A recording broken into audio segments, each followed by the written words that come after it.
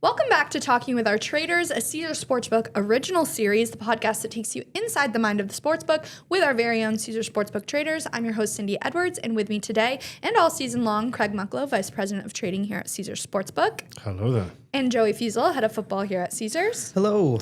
Okay, guys, let's start with some college questions before we get into the wild card weekend. How do you feel about the college football transfer portal, and how would you change it if you could?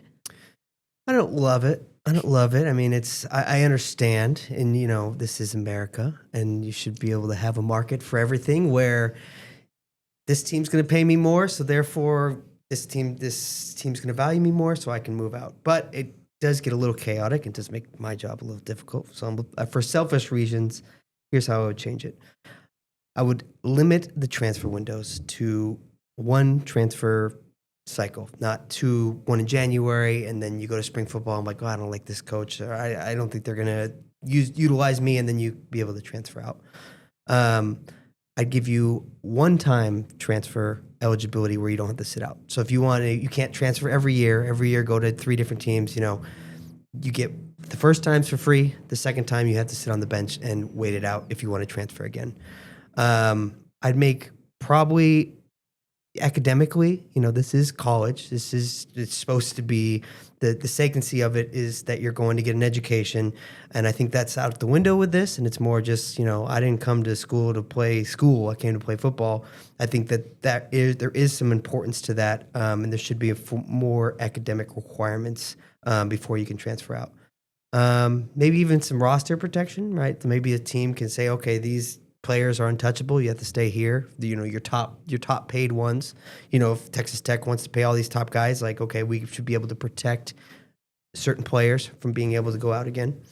Yeah, that's how I'd change it. But there used to be a time where college players couldn't get paid at all, and I don't think that was fair because college as a whole was making so much money, and we weren't going to games to see the coaches or to see the athletic director. We're seeing the talent on the field. And these kids put their bodies on the line, so they should get paid.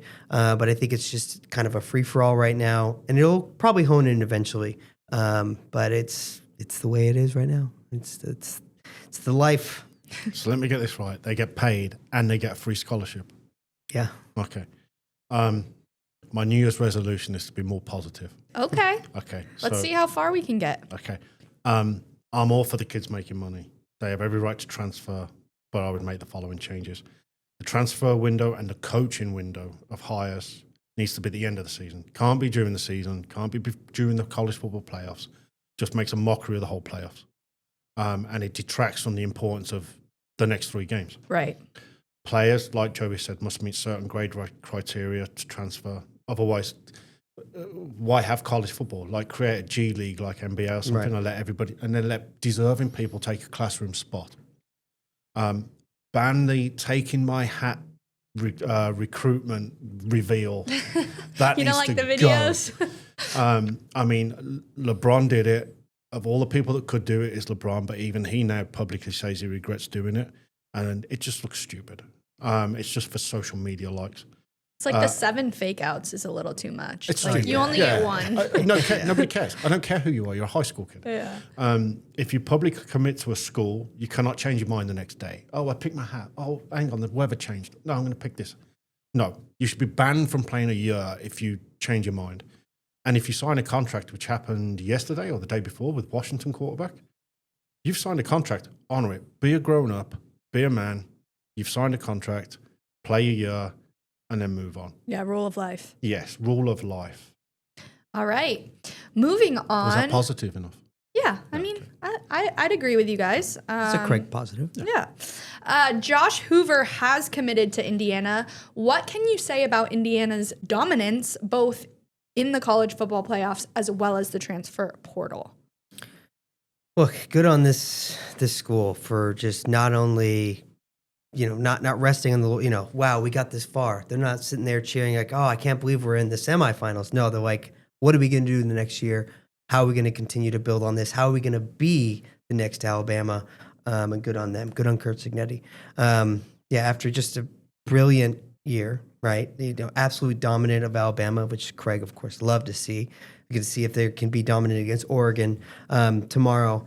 Josh Hoover's a good get. If I look at if I were to say last year, who would you rather have, Fernando Mendoza or Josh Hoover? I'd take a Hoover probably 9 times out of 10. He was under a system which passed a lot, and so he has a great arm. He can make big plays. So, yeah, this is Indiana's looking like they might be near the top of being a favorite next year, just based on how they're going to build up. Right, they're utilizing the portal, getting the playmakers that they're going to need to continue this success. So good on Cignetti, good on Indiana. They're slowly taking over the college football world. I wouldn't go about dominating college football playoffs yet. You beat Alabama, who should have been in the playoffs. People follow success, so no surprise whatsoever. You always want to join a win setup, especially if you're, a younger player. And when one player commits, other follow suit. So it's, they follow the dominoes. So success breeds success. And no denying Cignetti has done a tremendous job there. Right. Do you think it's a good fit for Sam Leavitt to play for Lane Kiffin in LSU, if that is indeed where the number one QB is headed this offseason? Yeah, I think he's a great fit for Lane Kiffin. If we look at, players that have success under Lane Kiffin, Jackson Dart, Trinidad Chambliss, who's doing well right now, of just being that dual threat, having the ability to run, having a great arm. Yeah, I think scheme-wise, he's a great fit for them. And I think, LSU is another one where now Lane Kiffin starts his rebuilding mode. And, I think if he's healthy, he had an injury last year. So if that he is fully healthy, I think he checks all the boxes, and he should be ready to go, especially in a Lane Kiffin offense.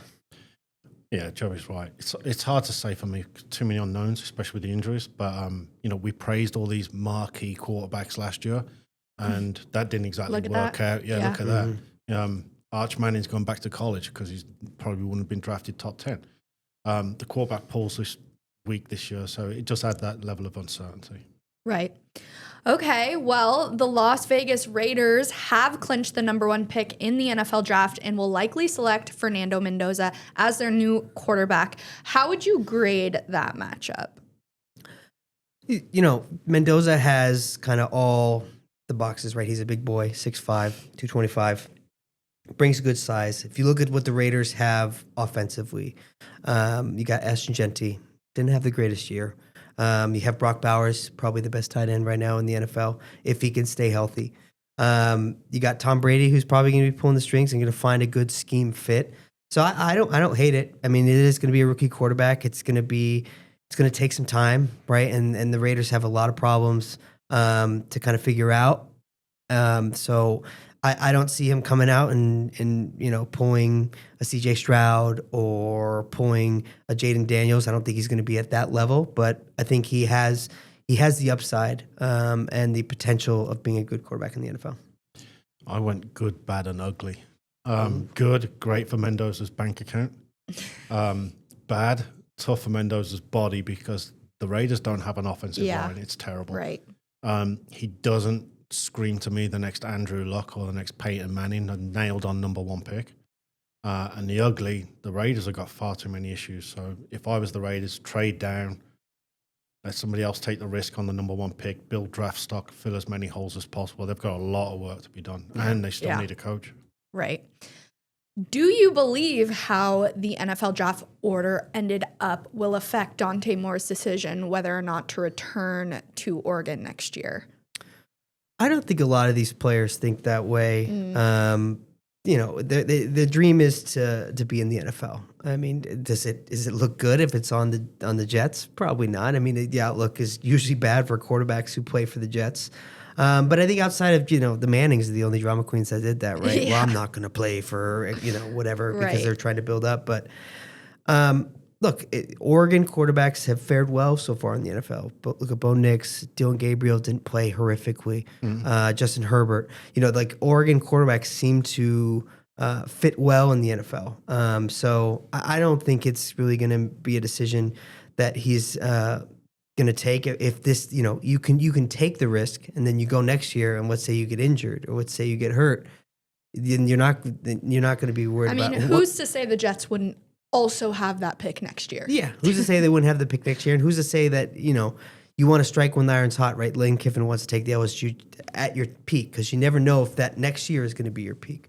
Look at Ohio State. We all thought they were going to be fantastic. They're out. They're just sitting on the sidelines right now. So you want to strike when the iron's hot. So I don't think that players really take that consideration because there might not be a next year. There might not be an opportunity for me to go second in the NFL draft. So, I think it's a big decision to make, but I don't think whether it's on the Jets is going to be the problem or not. Good point. You need a special mentality to be a quarterback in New York, and it's few and far between. I mean, Joe Namath started it. Jackson Dart has that je ne sais quoi or whatever, that I'm the man. Neither he nor Mendoza look like franchise saviors to me, but I'm not a scout. So he may have second thoughts, but then again, his third thought will be, hang on, I'm getting drafted second. What's that guaranteed money? Okay. Because next year the quarterback class is probably tougher than this year's. Yeah. And now you might not be drafted second. You might be drafted fourth, fifth, sixth. And then all of a sudden 10 million, 20 million. How much are you losing? Yeah. So, I mean, look, if he's got the mental capability, he's still going to get paid by the Jets, whether it be the Jets, the Raiders, whoever drafts you. And then you got an opportunity to prove yourself. But judging by the game last week in Texas Tech, was it? Yeah. He didn't look like a number 2 pick to me. No. All right, moving on. Let's get into some NFL action. It is Wildcard weekend, and there has been some crazy coaching movement this week. Breaking news from the Baltimore Ravens, obviously firing head coach John Harbaugh after 18 seasons. Do you guys think the Ravens made a mistake here? Yes. He's a fantastic coach, and he's what brought you to where you are today, to where you're going into the season as a Super Bowl favorite. Like that was built in, part of being Harbaugh, being the guy. I guess they had some disagreements. Harbaugh's loyalty to Todd Monken was a problem, apparently. It's some disconnect with Lamar Jackson. So maybe it worked out, but you let a Hall of Fame coach go, which probably is never a good sign. Right. Huge mistake. Huge. Absolutely huge. I mean, he's built that team. They were Super Bowl favorites. A couple of weeks ago, there was rumors about Lamar Jackson not being in Baltimore, and we probably covered it. John Harbaugh doesn't put seats in the stadium. Lamar Jackson puts seats in the stadium, and Lamar Jackson at glimpses on Sunday night showed why he was a 2-time MVP, and that's what sells tickets. Yeah. And if there's a disconnect between the quarterback and the coach, there's only one winner. So you think they chose Lamar over Harbaugh? 100% they did. Do you think if that kicker would have made that kick, there's a chance he wasn't fired? Oh, 100% he's not fired. He's in the playoffs. Yeah. Okay. But hang on. So it comes down to a kick then. They had a chance to win. They had a chance to win the division. Right. After a horrendous start, after a ton of injuries. Cooper Rush wasn't the answer. When they went to Snoop Huntley, they found more of a Lamar style. And I kind of knew he was going to miss the field goal because when he kicked the kickoff out of bounds earlier in the game, ridiculous. Also, yeah, what are you thinking? You just think the game had got the better of him, and he's a rookie. I was thinking there was no way he was going to miss it just because of how crazy the fourth quarter had already been. I was like, this is too good. Yeah, absolute cinema. But it was. Anyways, following up, or is it because he forgot to rush Derrick Henry in the fourth quarter? Maybe. I mean. A lot of questionable. I mean, there were questionable decisions this entire season. However, I think he's able to make those when you've coached a team for 18 But you're under seasons. monumental pressure, and you've got to play to win the game. And there were some questionable calls. Derrick Henry's first run at the start of the game, and they had the illegal block. That wasn't an illegal block. They got holding on the first play on that last drive, which was a hold. Just fundamental mistakes. It's not like a Harbaugh team. Right. Where do we think he will end up coaching next? Well, I know Craig thinks he's going to go. Oh, Craig called it. Craig did call it. He did. I think outside of the obvious, which we just got news this morning, McDaniel's gone. Or was it yesterday? Whenever. It was this morning. Yeah, breaking news. It was this morning. I think the Giants make the most sense to me. I think Harbaugh does want to play not in the AFC, right? We don't get a chance at a Harbaugh Super Bowl. So maybe that's the selfishness inside of me that I would like to see another Harbaugh Bowl. But it seems like if Miami's going to make a move, it's got to be for one guy. That's probably Jim Harbaugh or John Harbaugh. Full disclosure, I wrote this answer yesterday. Okay. There's only one open role that would appeal to me. That's the Giants. And I said, however, a non-open role is Miami. Well, now that role's open. They don't have a GM. Now they don't have a coach. Stephen Ross loves the Harbaughs. I know we tried to get the brother out of Michigan. He's got the Michigan connection. Harbaugh can bring in his own GM, start the team from scratch, just rebuild, take your time. And then when McDaniel was fired this morning, it kind of confirmed my suspicion. Yeah. We will see. You don't fire an incumbent. Do you think he was fired because of the decision the Ravens made? Oh, 100%. Yeah. You think they would have stuck with him? That's why you he would came have fired so him late. Monday otherwise. Yeah. Oh, you just fired him Rough. Sunday night after the Patriots scored 35 or 42. All right. Well, I want to get your reactions on some other head coach firings, obviously McDaniels, but let's start with Kevin Stefanski. Bad decision. Browns aren't going to do any better with any other coach. So, yeah, I think it was a terrible decision. This is a couple of head scratchers for me because you're always looking at, well, you ditch your boyfriend, who's out there, right? Right. You ditch your girlfriend, right? There's nobody better out there until yesterday or until Harbaugh got fired. So I think he ends up in Atlanta, Stefanski, but That's what I got. he got the Browns to the playoffs. Yeah. I mean, you should have a lifetime achievement award It was there. Coach of the Year 2 years ago. Like, Yeah. Then the guy's a great coach. The Browns fired Bill Belichick as well once, remember? Right. Look how that is turned true. out. That is true.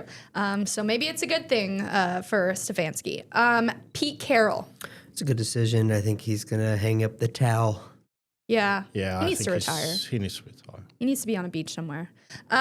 Jonathan Gannon, the Cardinals. It's a good decision.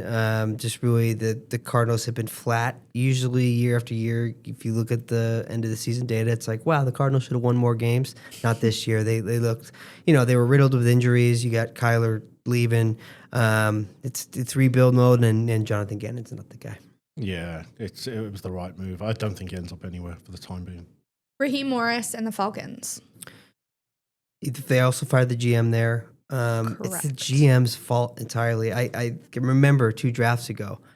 You go and you pay Kirk Cousins in the And then you offseason, trade up a Penix. and then you trade up to get Michael Penix. Like, I don't hate if you trade up to go Michael Penix, but make a decision. Yeah, like, both is and weird. obviously you went in 2 different directions.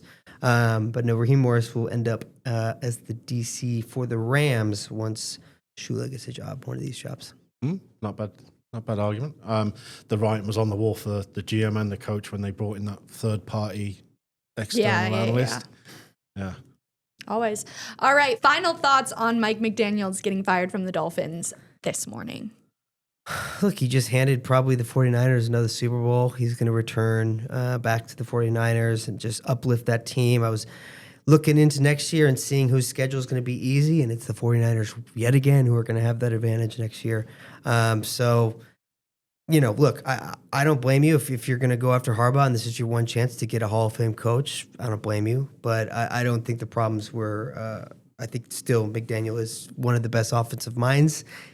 Probably isn't maybe meant for a head coach job. Yeah. Probably more his maturity level is. I love it. I love when you can be joking around and not take everything seriously. And but maybe it just wasn't the right fit for Miami. But I think he's going to still be a brilliant offensive mind, and he's probably going to make the Niners better next year. I tend to agree with you, but he's kind of annoying. Like, I don't know what it is. Craig, this is your team. Thoughts? I'm not surprised they fired him once Harbaugh became available, but it'll just be like a bad team makes a bad decision. They end up not getting Harbaugh, and then they'll end up with, like, I don't know, Raheem Morris or Josh McDaniels or something. I'm like, oh my God, really? Oh, God. All right. Well, of all of these open coaching jobs, which do you believe is the most appealing? Ravens, no question. Yeah. You go into the year where you were a Super Bowl. We both liked him for Super Bowl. Yeah. Craig couldn't give up. He kept betting him week after Yeah, week. Craig week had after to throw out 15 tickets. you have all the pieces to become an excellent team, to become a Super Bowl team. So no question, whoever gets that Ravens job, hopefully Stefanski, because then Stefanski will be able to prove why he is a brilliant coach and why it was the Browns and not him. So yeah, I think the Ravens is the best job for sure. Yeah, Craig had to throw a very expensive ticket out on week 18. I've still got the Rams and the Packers left. It's obvious, the Giants and the Ravens. The Giants have all that youth, a high draft pick, and an opportunity. The Ravens have a Super Bowl roster that were favourites last year, and they'll be up there again regardless of whoever the coach is. But if I'm an owner, I am absolutely breaking the bank right now. I get Harbaugh as my head coach. I hire McDaniel as my offensive coordinator. Brian Flores is a free agent. I hire him as my defensive coordinator. I go trade for a GM, one that knows what he's doing, like Howie Roseman or the guy from the 49ers, Lynch. Even the Super Jets team. and Raiders would succeed with that all-star team. I mean, that is a coaching masterclass. I like it. Yeah. All right. Nobody will do it. Yeah, right. Let's talk about some coaches that weren't fired. So the Bengals announced they aren't firing Duke Tobin or Zach Taylor. Right or wrong move there? A lot of angry Bengals fans in the comments of that statement. Yeah, I think it all depends on how seriously they take rebuilding the defense, because they obviously ignored it last year. Yeah. And we saw, okay, Joe Burrow goes down, now you're in shambles. Like your whole offensive scheme is done. So I think they're going to be given notice that you got to fix the defense. You have to take it seriously, or else if they don't, we're going to be ended up in the same spot, and they will be fired next year. There's two things they need to fix. One, the defense, and second of all, Joe Burrow's body. Yeah. Because they're just dealing with a marquee quarterback who's injured every year. Right. Again, yesterday, I wrote this before the news. When Harbaugh became available, it wouldn't have surprised me if they'd have fired an incumbent coach, if you can go out and get him. But obviously, it's too late now because Miami's already made that move. But Zach Taylor's done nothing wrong. I mean, that team is impressive, like offensively anyway. They're just riddled of injuries and got no defense. And you've got to focus on, you can't just focus on one side of the ball. Right. Look at Miami. All right. Well, are there any other coaches you believe should be fired before next season? I fired Aaron Glenn for the Jets. Especially with the coaching talent pool right now, why are you not trying to do better? Because I don't think, they were pathetically one of the, even competing with the Raiders, just kind of stats that they put up last year, like historically bad. Yeah. And he's not the answer. So I'm surprised. I mean, I know you can't fire a coach every year. You probably can, but Ask the Raiders. ask the Raiders. Yeah. But I think it's he probably should have gone, because I don't see anything looking up for the Jets with Aaron Glenn at the helm. I'd probably fire the next Raiders coach. Only because they're paying 5 coaches right now. Did I read that correctly somewhere? Yeah. They're paying 5 coaches not to work for them. So you might as well make it 6. It's actually insane. It's ridiculous. Yeah. All right. Who do you view as the Ben Johnson of this coaching class? A little bit different. I didn't go an offensive coordinator or defensive coordinator, which is usually where the Ben Johnson, if I go who's next up. I think with this class, it's got to be John Harbaugh or Stefanski. I mean, these absolute game-changing coaches. You got a Hall of Fame coach with John Harbaugh right now, so it's pretty easy. That's, and the Dolphins made it clear this morning that this is the prize. Right. This is the prize of the offseason. So, it's got to be John Harbaugh. Remember, one man's trash is another man's treasure. I went with coach and royalty. Okay. Chris Schuler. He only needs to be 50% as good as his grandfather, and he'll be good. So I went with like a coordinator. He's the Rams coordinator, if I remember correctly. Shula? Yeah, Schuler. Rams DC. Yeah, there you go. All right. Moving on, with Patrick Mahomes, Lamar Jackson, and Joe Burrow out of the playoffs, is this the best chance for Josh Allen and the Bills to finally win a Super Bowl? Not really. I mean, they're going to be in a couple pick'em games like leading up for this, and they got to get past the Jaguars this week. It's true. And one team that I really think, I was probably wrong on in the beginning of the year. I think Liam Cohen and Trevor Lawrence are absolutely On a roll. Defense is getting better. Offense is getting better. A big win streak going on. And it would make the most sense that, the Bills, all the big boys are out, right? You don't have Mahomes, you don't have Lamar, you don't have Joe Burrow, and they still gonna lose in the lose. first round. Yeah. Yeah. So I think it's just poetic and classic Bills that I think they won't get past this week. Craig? There's absolutely no excuses for the Bills. And rumor has it that the Bills are waiting for this week to determine if they fire McDermott or not. And now Harbaugh's available. That would be crazy. Yes. The only scare on the schedule would be the Texans if the Bills get through the Jags, because I think they get Texans next. And the Texans absolutely demolished the Bills earlier in the season. But absolutely no excuse. But then again, there's 6 other quarterbacks like, yay, no Mahomes, no Lamar. Yeah. Right. So a few of them are very thankful. Yeah. All right. Who should win NFL MVP, Drake May or Matthew Stafford?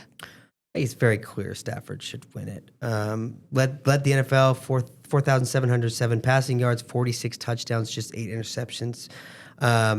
Did that against one of the toughest schedules in the league, which I think matters. Drake May, well, he had a great year. He threw for 400 less yards, 15 less touchdowns, almost as many interceptions.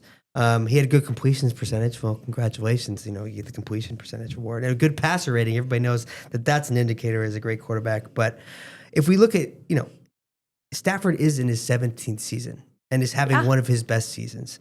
The Rams are clearly the best team right now in the NFL. So most valuable player on the best team should go to Stafford. I don't think it's a question.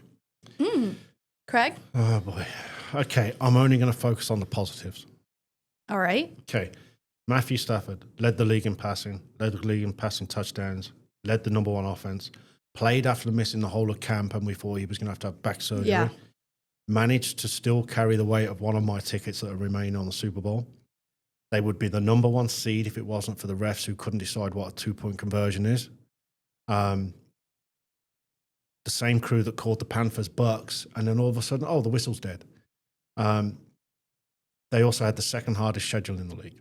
I love that we're talking about strength of schedule. Let's keep it up, guys.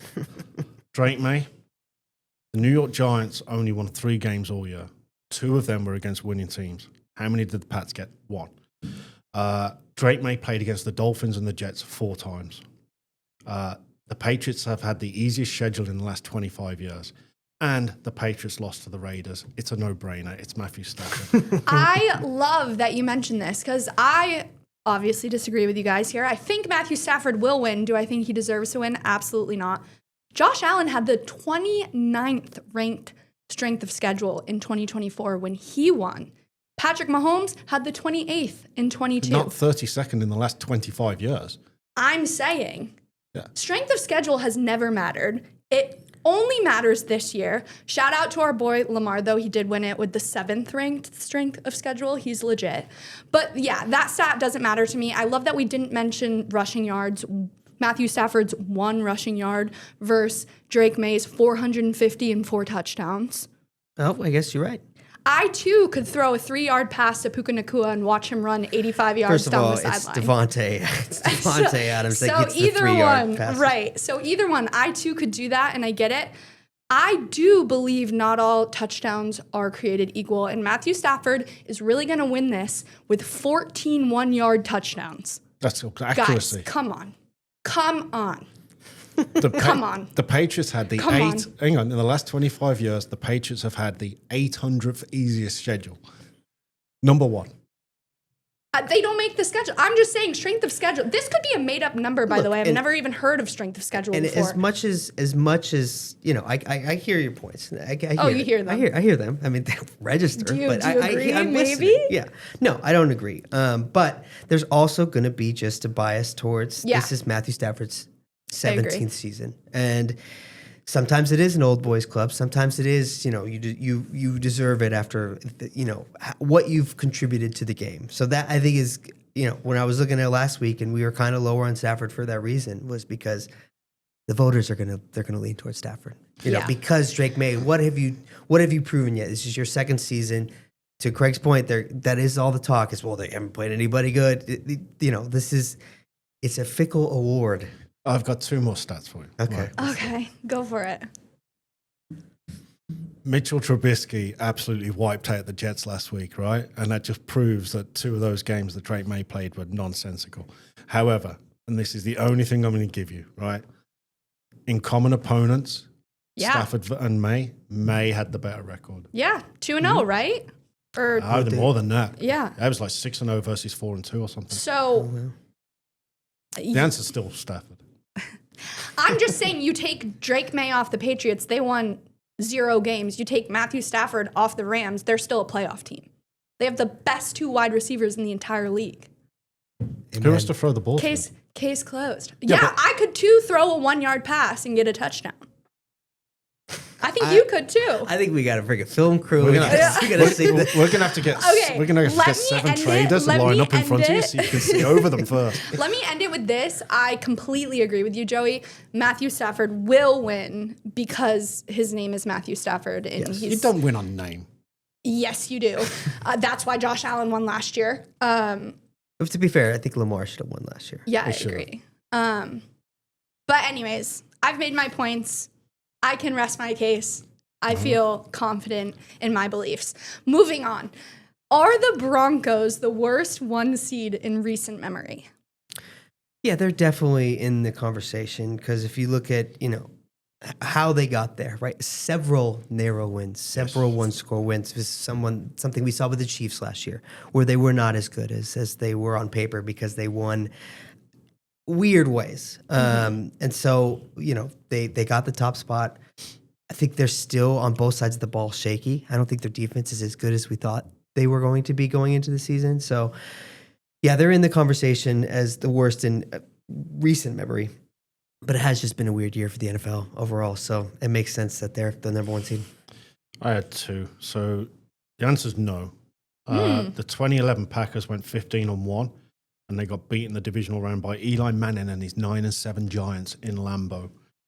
Statistically, though, it's the 2021 Tennessee Titans with Ryan Tannehill, that superstar quarterback, and they got bounced by the Bengals in the divisional round. Right. All right. Which wildcard game are you most looking forward to? I'm This is honestly an looking forward absolute to all of no-brainer. them. Do you want to say it at the same time if it's that much I of a don't. no-brainer? I think mine's different. I got Bills Jaguars because I okay. think that's gonna be the most explosive game. I do believe the Jaguars have a huge chance in this game, and would love to see Josh Allen and the Bills fall short when Mahomes is out of it. It's poetic to me, and it'd be such a Bills wide right moment for you to have the opportunity in the playoffs and absolutely blow it. Absolutely. As Dolphins and Patriots fans, we would love to see Yeah, that happen. yeah. But the question was, are you looking for what you're most looking forward to? Not what's the most explosive game. I am looking. It's no brainer. It's the Packers and the Bears. Yeah. It's primetime Saturday night. If this was primetime Sunday night, I might have had to cancel my dinner reservation. Well, thank God you didn't have to do that. Exactly. Round 3, split the regular season. Bad blood off the concussion hit. Divisional game, outdoors, cold weather, primetime Saturday night. Oh, just everything. A recipe for 3-0. a Craig. yeah. A Craig special. All right. Name the teams that will go one and done in the playoffs. So meaning they're going to lose this weekend? Yep. Yep. Bills, Packers, Panthers, Steelers, 49ers, Chargers. Wow, you Ooh. went the full list. Yeah. I just went for a 5-1 shot. All right. Okay. Let's hear it. The Panthers will lose, obviously. The Bears will lose, obviously. The Patriots will lose, obviously. I hate all of And those if you takes. fade all 3 of them, 5-1. All right. Give us your NFL playoff bracket prediction from Wildcard to the Super Bowl. You already started us off with that first one. Already So, got 'em. I got Joe, 'em. I you got want to nice- start? I got it. Rams beat the Panthers.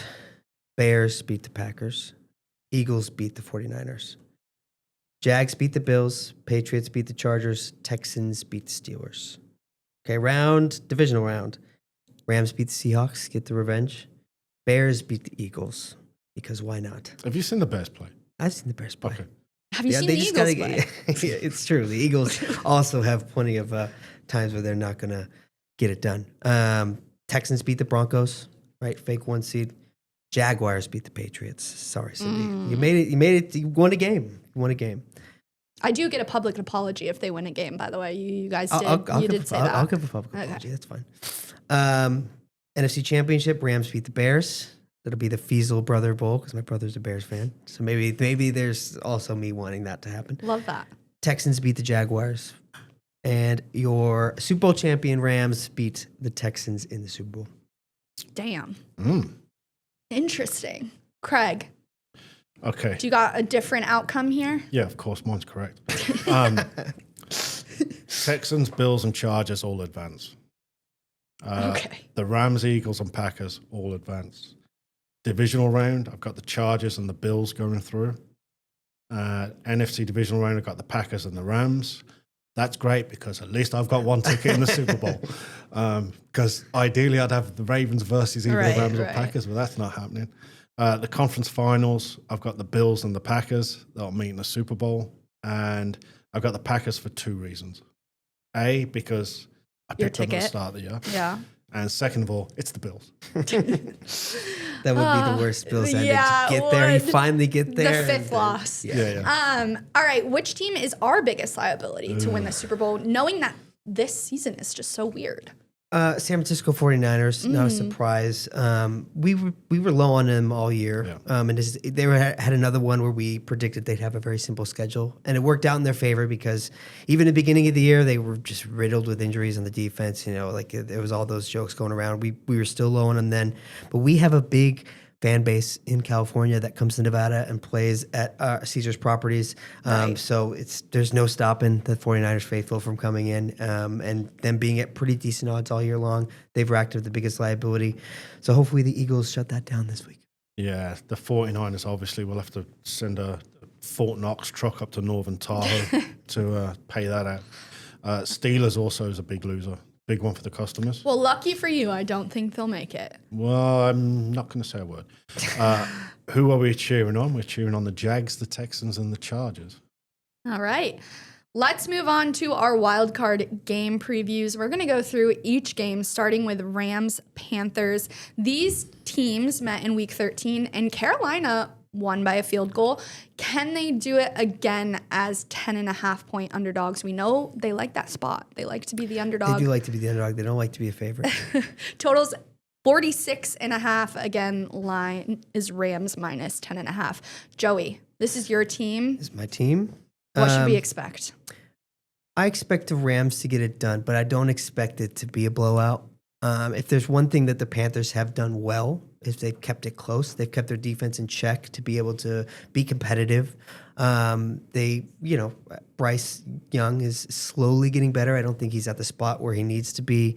And I don't think he's even in the conversation as being an elite quarterback yet. Look, Rams up and down are just the best team in the NFL, both on the offense and the defense side of the ball. You have a young, hungry defense that has just been dominant in many games. Not so much recently. They kind of really struggled the past month. But on the offense side of the ball, I think why they struggled, they were without Devontae. Devontae returns here. Puka, probably arguably the best wide receiver right now in the NFL. Yeah. Just absolute physical specimen. So I like the Rams to win, but I think that the Panthers cover in this spot. It's just a lot of points. I think if you look at 10-point, it's only happened a few times. I think the dogs always cover. So I think everybody expects the Panthers to get blown out. I don't expect them to win because it's hard to beat the same team twice, let alone Sean McVay. But I think they keep it closer, and it's expected to be rainy, I believe, which is going to make an impact on the offensive side of the ball. So I like the Panthers. I like under. Panthers have won 4 of the last 5 in Carolina. Including the one earlier this year. There were 10.5-point dog in that game as well, if I remember rightly. 3 teams are going west-east big time this weekend. Road favourites travelling that distance against the spread of 51 and 38 since 2019 and straight up 69 and 25. And the under is 56 and 36. So suggests a Rams cover and under. Mm-hmm. It's going to be wet, 73% chance of rain, and 14-mile-per-hour winds. I like the Panthers plus the points. I made this 7.5 for some reason, so I must be missing something. and a total of 44.5. I'm getting across a key number, 10.5. And the Rams. Did this open at 10.5? Yeah. Oh, yeah, we opened at 10. And then Okay. that took down. 10.5. The Rams' Achilles heel seems to be the bad weather because they got knocked out in the Snow Bowl they left it too late against the Eagles last year. They lost the Panthers straight up in bad weather a few weeks ago. So the concern is the strong trend for the road favourites. And let's have a look at the officiating crew.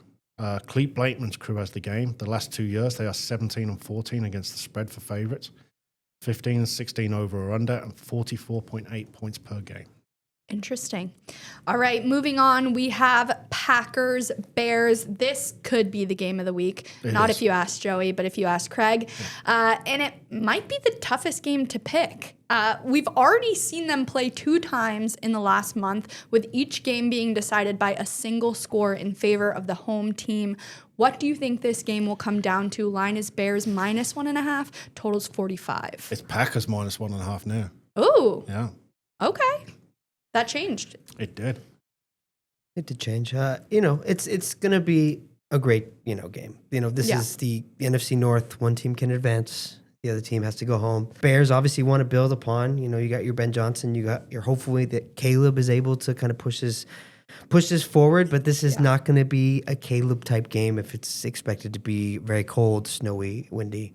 But I still like the Bears to get it done here because I think what they're kind of ignored about is their great rushing attack. They have a couple good running backs who are not biggest names. They're not Jahmyr Gibbs out there. But with Swift and Manungai from Rutgers University, they have a chance to kind of really control this game. I think Green Bay, they haven't had the greatest month. I think ever since Micah Parsons been gone, I think his presence has been known not to be there. And I don't think their defense is nearly as good as it was. So I like Chicago to get it done here. I like the little brother to finally get through and beat the Green Bay Packers in a playoff game where it matters. Give me the Bears. Craig, I know you feel the opposite, so jump in. Oh, I 100% feel the opposite. Clearly, Joey didn't watch either of those 2 games because you're just looking at the box score. That's how I feel when you guys talk about the Patriots. They were we don't watch the Patriots games. Yeah. The Packers have won 14 of the last 16 in Chicago. The Bears won a few weeks back, a miracle. They the wide receiver missed the onside. Oh, yeah. Like, it was in his arms. Love got injured in the game, went to OT, another Bears lucky win. It's going to be snow showers, 33 degrees, cold, and 16-mile-an-hour winds. So a test to Joey's point about the running game. I made the Packers 2.5-point favorites here. Maybe I am biased because they were my Super Bowl pick at the start of the year. But that was before they got Micah Parsons, remember. So I still think they can do it without Micah Parsons. Love's back, a week's rest. They are clearly the better of the 2 teams. They dominated both games. So I think the Packers by $1 billion. Adrian Hill's crew have the game. They are 11-17 for favorites against the spread, 11-17 over or under, and only average 44 points a game. Game of the week. All right. Moving on, we have Bills, Jags. Many, as we mentioned before, view this as Josh Allen's best chance to win a Super Bowl, but they have to be a hot Jags team who might not be getting enough credit. They are on an 8-game win streak and look pretty good. Line is currently Bills -1, total 51.5. So I think this is the largest total of all the matchups. What side do you guys like here, Joey? I know you already mentioned that you like the Jags, so break it down. Yeah, I like the Jags in this spot. This one is not going to have the weather implications. It's the other one. Nice 70 degrees of minimal wind, Florida. No, I like the Jags to get it done here. And I think it is coming down to the better coach. I think Liam Cohen is an absolute psychopath. I think he's going to give it everything he has in this one. And I think, the Bills are also looking like McDermott really hasn't gotten it done for us. He hasn't been that guy with how much talent you had, not being able to take advantage of Josh Allen and actually get you to the Super Bowl to have a fighting chance. I think it's just poetic that the Bills, with having their best chance, having all the big boys out for the AFC, still can't get it done. You don't buy it. The Jags have won 4 of the last 5 at home versus the Bills, including Mucklow scores of 9-6 and 10-3. Disgusting. Great game. weather's going to be fine, cloudy, 65 degrees, 10-mile-an-hour winds. This is Buffalo's best opportunity. I don't have a strong opinion on the spread or the total. The one thing that does concern me is this is Liam Cohen's first playoff game as a head coach. Has he done wonders? Think it might get in his head. He's done brilliant. Look, sometimes experience speaks volumes, especially when you've been there and done that. And even if you've got to the AFC Championship game and lost, you've learnt the lesson from losing. And sometimes rookie coaches get found out in this. Brad Allen, who called his crew called the 2-point conversion of the Seahawks and Rams and the non-backward pass against the Panthers and Bucks. They have the game. They are 13-17 against the spread on favorites, 14-15 over or under, and 43.5 points per game. All right. Moving on, 49ers, Eagles. The 49ers visit Philadelphia. These teams have not met since late in the 2023 regular season. Both are coming off week 18 losses. Obviously, those didn't make a difference. Who do you guys like? Line is currently Eagles -5, totals 44.5. Yeah, I think the line's headed in the right direction with the Eagles. I mean, if you look at this past weekend with the 49ers playing the Seahawks, they got absolutely beat up. Yeah, it was ugly. And a team that was already beat up to begin with, I love the Eagles in this spot. Well, I don't think the Eagles really have impressed me, and they really haven't kind of pushed back to where they were good in the Super Bowl last year, or really that full team. I think they do have their multiple problems. I think this is just a terrible spot for the 49ers to go in, and just going in injuries. And while they do have a great coach who's going to be able to probably outcoach the other guy on the other sideline, I think just the injuries are going to add up, and it's not going to end well for 49ers. It's the last game they played when the security guard got ejected as well. There was all that. Is that wasn't it? Yeah, I don't know, but I do remember that. Pretty sure it was. Eagles are 6-12 all time versus the 49ers in Philadelphia. Again, now we've got a team going West Coast, East Coast, but as in this case, it's a road dog. The favorites are 42-29 against the spread. Sorry, the road dog is 42-29 against the spread, but straight up 29-46. So it suggests the 49ers cover, the Eagles win. And unders are dead at 37-37. Some wind, 16-mile-an-hour wind, not as cold as the other games, 43 degrees. If I'm the Eagles now, I'm on the phone to McDaniel now. Get in the box, fix our offense. You've got 4 days. Is that allowed? It done. He's free. He's just got fired. Of course, he's allowed to go join somebody. I made the Eagles 6, so when I saw this, it was 4 the other day. I was like, what am I missing? And now it's come up to 5 now. The Eagles have been there, done that, regardless of all their offensive issues. The 49ers defense is not good and got beat up last week. Real bad. They've got to travel. The 49ers had every chance to play the entire postseason at home, and they choked. Yeah. Couldn't get done. Now, don't get me wrong. Seattle are a great team. Alan X crew has the game over the last 2 years. They're 18-11 for favorites against the spread, averaging 46.9 points per game. Thank you, Craig. Next up, Chargers, Patriots, my personal favorite matchup of the weekend, of course. The Patriots finished the 2025 season tied with the Broncos and Seahawks for the best record in the NFL. However, to your guys' point, the Chargers defense will be the toughest defense the Patriots have faced all year. What side do you like here? Line is currently Patriots -3.5. Total is 46. What should we expect? Yeah, I think this is a great game. Great matchup of two good coaches. You have Vrabel on the other side, Harbaugh on the other. Chargers took the week off last week, tried to get healthy. The offensive line is really the biggest impact for the Chargers, which is why I like New England to get it done here. I think it's going to be cold. It's not going to be horrifically cold. It's not going to be big weather, but it is a California team traveling across the United States for that. And I think they're just not fully healthy. So I think the Patriots just have the edge here. I made it a little bit north of 3.5 of what it was now. I still like the Patriots to get it done. Yeah, I had this Pats 3-46. The Chargers run a 2-game win streak in Foxborough, but 12 of the previous 13 went the way of New England because they had a certain quarterback not named Drake May. Same stats travel here as the 49ers. You've got a West Coast team going East Coast as a road dog. The weather is the factor for me. Herbert's hand is still in the cast. Real cold weather is going to affect that. It's 35 degrees with 9 miles an hour wind. It's not desperately nasty yet, but things can change. I'm on the fence. I feel New England are like the Alabama of college football, and I got Alabama right. I just think the Chargers are the better team. I think New England falls short because of experience. Ron Torbert's crew's got the game. They are 18-14 against the spread for favourites, so you got some light at the end of the tunnel, averaging 47 points per game. All right. And last but not least, Texans, Steelers. Steelers squeak in with that Ravens missed field goal and host the Texans. I'm not expecting much scoring here based on the total line. Texans -3, total 38.5. Guys, you guys like the under here? Nope. Or is it I like almost the too over. low? I like the over. Yeah, that should be the rule for the NFL right now. Is Right. expect the unexpected and just take that side. So these Steelers have been involved with a lot of higher scoring games. Rodgers has been somewhat efficient at times, as much as I hate saying that. No, I think this Texans team is very good on defense. And they still have some problems to fix with the offense. Right. But I do, like I said, I think Texans go all the way. I think this is the Texans that win the AFC. So I like them to get it done here, but I don't expect Tomlin or Rodgers to go down without a fight. No. And Rodgers has been there and done it.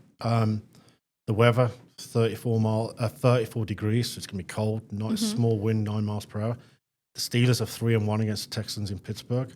I do like the over here. I made this 44. So the minute I saw it was 39.5 when I looked yesterday, I like the over. Now it's 38.5. I like the over even more. Houston's defense is going to be a major problem for Rodgers. He wasn't challenged at all last week. That will be completely different this week. He's going to be running for his life. The cold weather leans towards a defensive battle. Metcalf returns for the Steelers from his ban. That helps the offense. Certainly.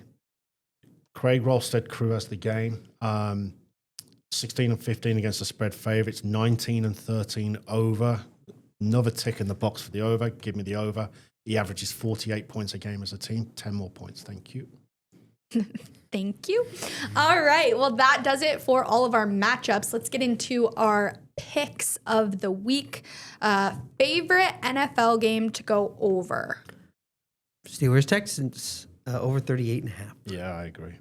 Steelers Texans. All right. Favorite NFL game to go under?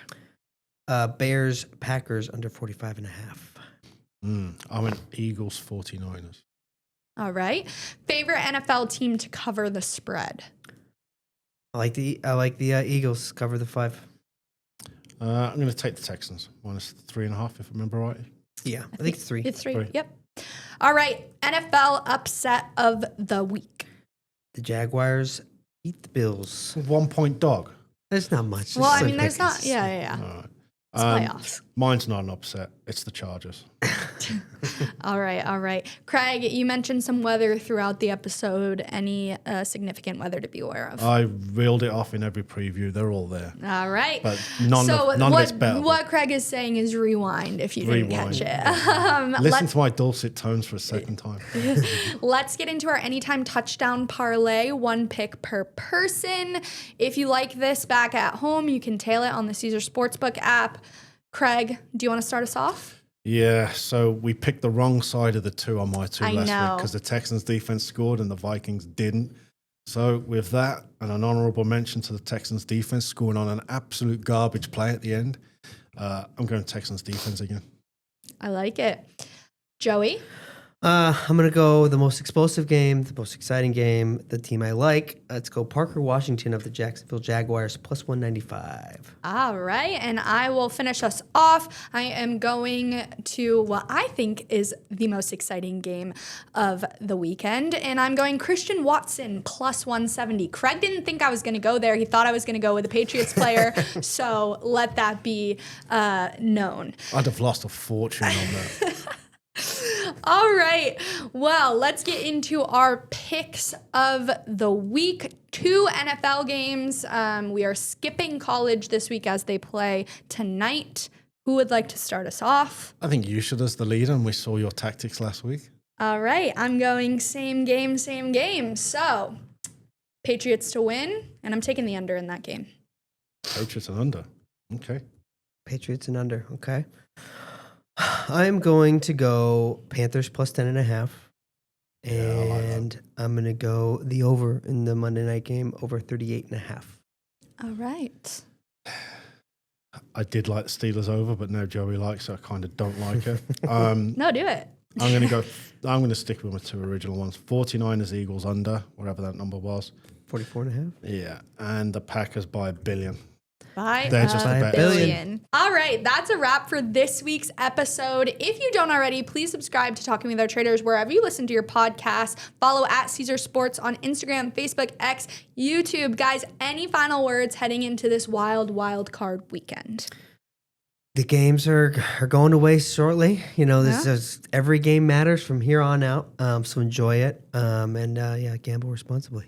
Yeah. Bet responsibly, have fun. And it starts tonight with the college football playoff semifinals. Sure does. All right, have fun. Bye.